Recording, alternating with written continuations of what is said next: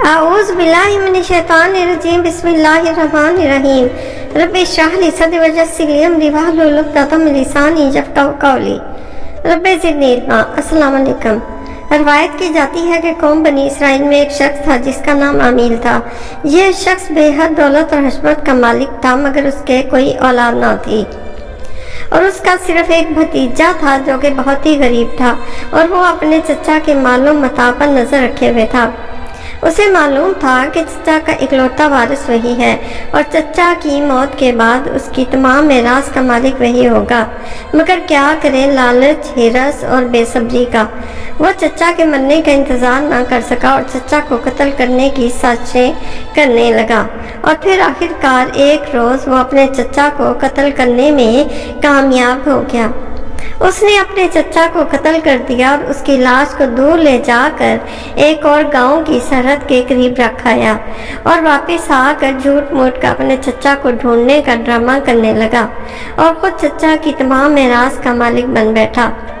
اور جب اس کے چچا کی لاش دوسرے گاؤں کی سرحد پر ملی تو اسی گاؤں کے لوگوں پر الزام لگانے لگا کہ میرے چچا کو تم لوگوں نے مار ڈالا ہے، جیسا کہ کہا رب تعالیٰ نے کہ جب تم نے مار ڈالا ایک شخص کو، اور پھر لگے ایک دوسرے پر بہتان کرنے، اور اللہ تعالیٰ ظاہر کرتا ہے جو تم چھپاتے ہو۔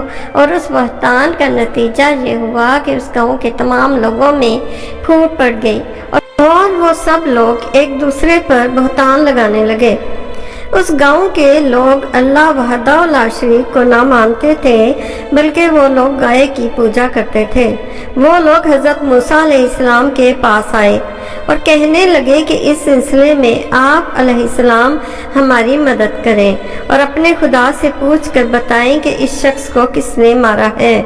حضرت موسیٰ علیہ السلام نے اپنے رب تعالیٰ سے دعا کی تو حضرت جبرائیل علیہ السلام نے آ کر کہا کہ ان کو کہہ دو کہ وہ ایک گائے ذبح کریں اور پھر اس کی زبان لے کر اس مقتول پر مارے، تب وہ زندہ ہو جائے گا اور وہ خود ہی بتائے گا کہ ایک فلاں شخص نے اسے مارا ہے۔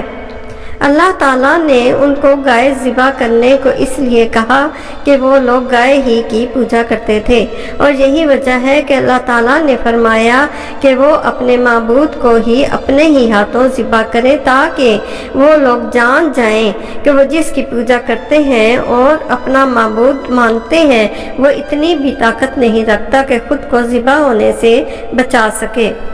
غرض یہ کہ موسیٰ علیہ السلام نے ان لوگوں کو اللہ رب تعالیٰ کا فرمان بتایا تو وہ لوگ لگے ہیلے بہانے کرنے۔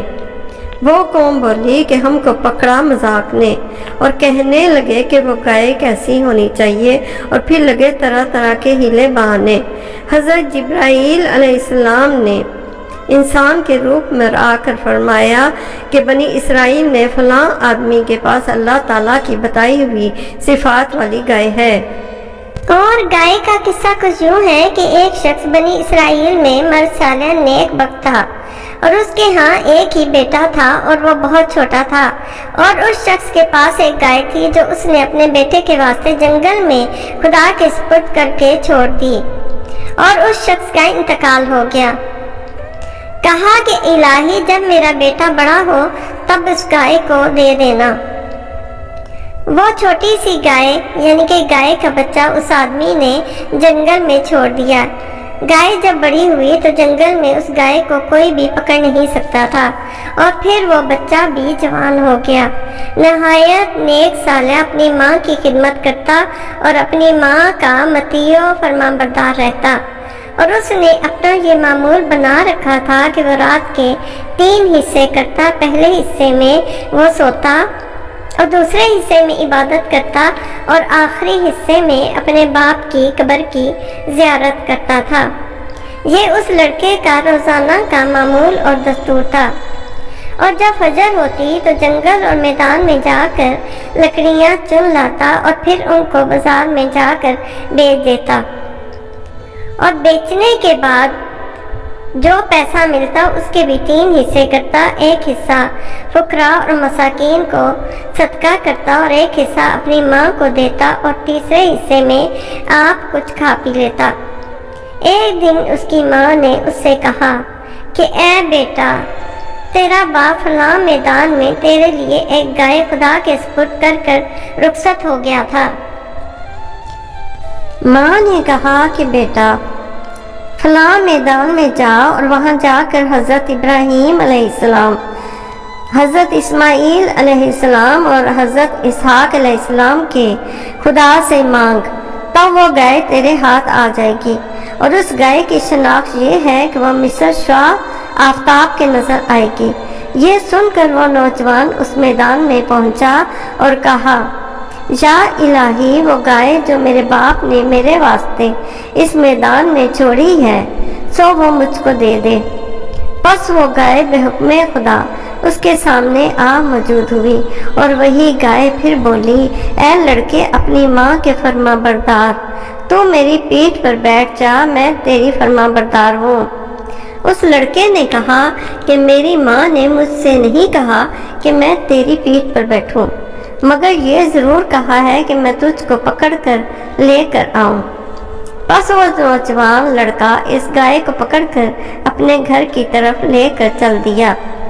اس وقت شیطان بصورت رکھوالے کے اس کے پاس آ کر بولا، اے جوان مرد، میں اس کا پاسبان ہوں، اس پر اپنا سامان لاد کر اپنے گھر کو جانا چاہتا تھا۔ جب راستے میں مجھ کو حاجت ہوئی، میں اس میں مشغول ہو گیا اور یہ گائے مجھ سے چھٹ گئی، اور اب مجھ میں اتنی طاقت نہ تھی کہ میں اس کو پکڑ سکوں۔ آخر یہ بھاگ گئی اور پھر میں نے اس کو یہاں پایا اور کہنے لگا کہ اب تو مجھ کو اس پر سوار کر کے مجھے میرے گاؤں میں پہنچا دو، اور جو اس کی مزدوری ہوگی وہ مجھ سے لے لینا۔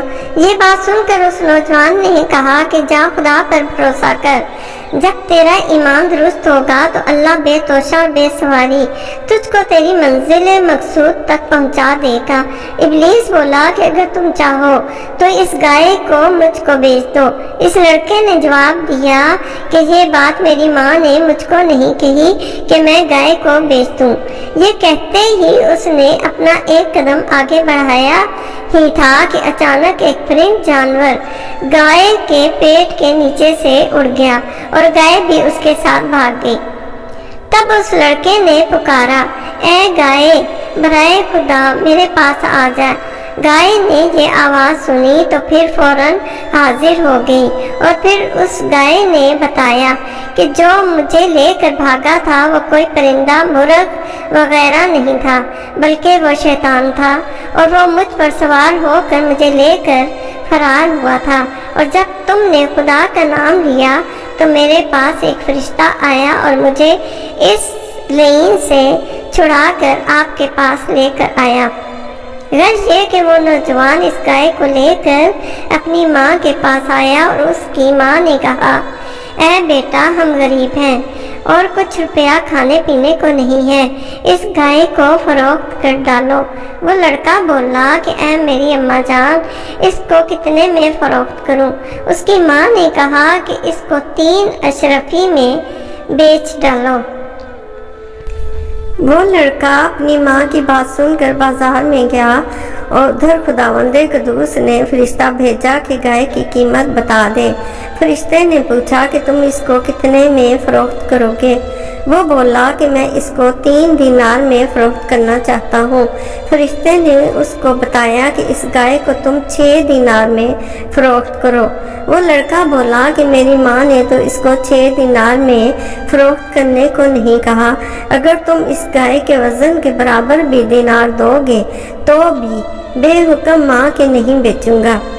یہ سنتے ہی پھر نوجوان نے اپنی ماں سے جا کر کہا کہ گائے کی قیمت تو 6 دینار بازار میں ہوئی ہے۔ تب اس کی ماں نے اس کو اس کی اجازت دے دی۔ جب وہ بازار میں آیا تو پھر اس فرشتے نے 12 دینار قیمت اس کو کہی۔ پھر اس نے اپنی ماں سے جا کر کہا کہ بازار میں اسی گائے کی قیمت 12 دینار ہوئی ہے۔ یہ سن کر اس کی ماں نے اس لڑکے سے کہا کہ شاید وہ شخص فرشتہ ہوگا جو اس کی قیمت لگاتا ہے اور ہم کو فائدہ بتانے آیا ہے۔ پھر وہ نوجوان جا کر دیکھتا ہے کہ وہ مرد، وہ فرشتہ وہیں کھڑا ہے۔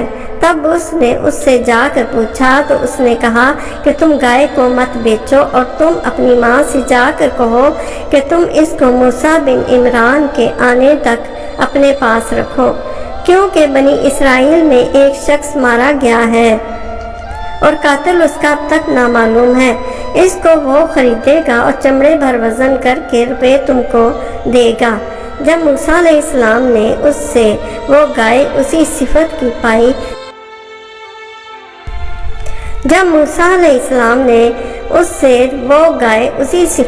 پائی جو اللہ تعالیٰ نے اس کا نشان بتایا تھا، چنانچہ اس گائے کو اس پیرے زن سے خرید کر ذبح کیا اور اس کے چمڑے بھر روپے وزن کر کے اس کو دے دیے گئے، اور زبان اس کی کاٹ کر عامل مقتول پر، جس کا بیان پہلے گزر چکا ہے، رکھ دی گئی۔